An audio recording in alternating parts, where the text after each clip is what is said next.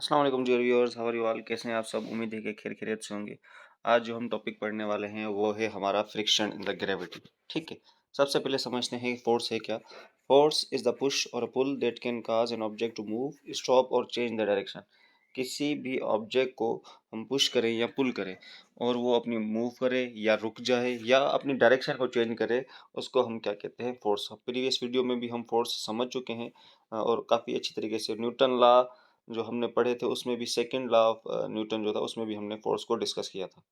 ठीक है, अब जो हमारा नेक्स्ट टॉपिक है जिस पर हम डिस्कस करने वाले हैं वो है फ्रिक्शन। फ्रिक्शन है क्या। फ्रिक्शन किसी भी दो सरफेस अगर आपस में वो रब हों अगेंस्ट द डायरेक्शन, अगेंस्ट उनकी डायरेक्शन क्या हो, अपोजिट हो, उसको हम क्या कहते हैं, फ्रिक्शन।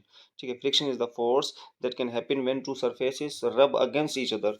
ठीक है, अब यहाँ पर हमारे पास तीन चार किस्म की फ्रिक्शंस आती हैं, एक स्टैटिक, स्लाइडिंग, रोलिंग और फ्लूइड। हम आज इन चारों टॉपिक्स को, इन चारों टाइप्स को हम डिस्कस करने वाले हैं। सबसे पहले है हमारे पास स्टैटिक फ्रिक्शन। स्टैटिक फ्रिक्शन क्या है, कोई भी ऑब्जेक्ट अगर दूसरे ऑब्जेक्ट के साथ कांटेक्ट में है और वो फिर रेस्ट में है। ठीक है, स्टैटिक लफ्ज से ही हमें पता चलता है कि वो रेस्ट में हो, मूव ना करे। टच कर रहे हो तो सरफेस आपस में कांटेक्ट कर रहे हो लेकिन वो मूव ना करें तो हम उसको क्या कहते हैं, simple static friction. Static friction happen when an object not moving and is touching a surface. ठीक है, टच कर रहा हो लेकिन मूव ना करे, उसको हम क्या कहते हैं, स्टैटिक। ठीक है, यहाँ तक बात समझ आ गई।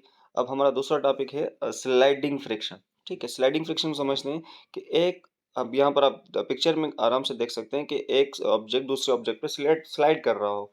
ठीक है, तो एक सरफेस दूसरे सरफेस पर स्लाइड कर रहा हो तो उसको हम क्या कहते हैं, स्लाइडिंग फ्रिक्शन। अब sliding friction is the type of friction that happen when two objects slide slide past each other. ठीक है, एक दूसरे पर क्या कर रहे हो, स्लाइड, एक ऑब्जेक्ट दूसरे ऑब्जेक्ट पर स्लाइड कर रहा हो। ठीक है, यहाँ तक बात समझ आ गई, उम्मीद है। अब तीसरे टॉपिक पे चलते हैं हम, रोलिंग फ्रिक्शन पे।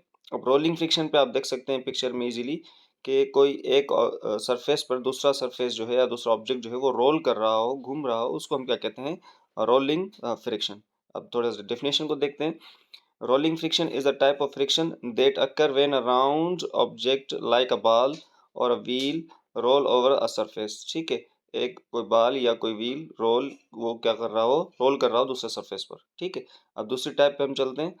अब दूसरी टाइप है फ्लूइड फ्रिक्शन। ठीक है, फ्लूइड हमें लफ्ज से पता चलता है कि लिक्विड हो या गैस हो, हम उसको क्या कहते हैं, फ्लूइड कहते हैं। ठीक है, अ, तो कोई भी ऑब्जेक्ट जो है एयर के अंदर या वाटर के अंदर जो फ्रिक्शन हो उसको हम क्या कहते हैं, सिंपल फ्लूइड फ्रिक्शन। आप पिक्चर में देख सकते हैं कि एक जो है वो ऑब्जेक्ट है वो पैराशूट से ऊपर की तरफ से नीचे आ रहा है तो एयर क्या उस रेजिस्टेंस लग रही है, तो उसको हम कहते हैं फ्लूइड फ्रिक्शन। ठीक है, अब अब ग्रेविटी क्या है। Gravity is a force that pull objects toward each other.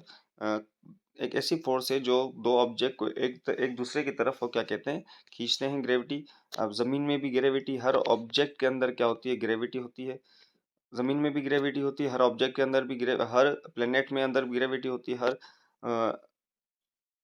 Her planet की अपनी अपनी ग्रेविटी होती है। ठीक है, अब यहाँ पर तीन चार किस्म की हमें यहाँ पर पिक्चर्स शो हो रही हैं, एक अट्रैक्टिंग, एक यूनिवर्सल, नॉन कॉन्टैक्ट और एक ग्राउंडिंग। ठीक है, एक अट्रैक्टिंग मतलब कोई भी ऑब्जेक्ट जो ऊपर से पुल हो रहा हो वो जमीन क्या करेगी, उसको अपनी तरफ अट्रैक्ट करेगी। यूनिवर्सल का मतलब है कि हर ऑब्जेक्ट आपका जो है वो जमीन की तरफ आता है। नॉन कॉन्टैक्ट का मतलब है कि कोई भी ऑब्जेक्ट जमीन से ऊपर है, एयर एयर के अंदर है। ठीक है, और ग्राउंडिंग का मतलब कोई भी ऑब्जेक्ट आपका ग्राउंड में पड़ा हुआ है। हर ऑब्जेक्ट को क्या लग रही होती है,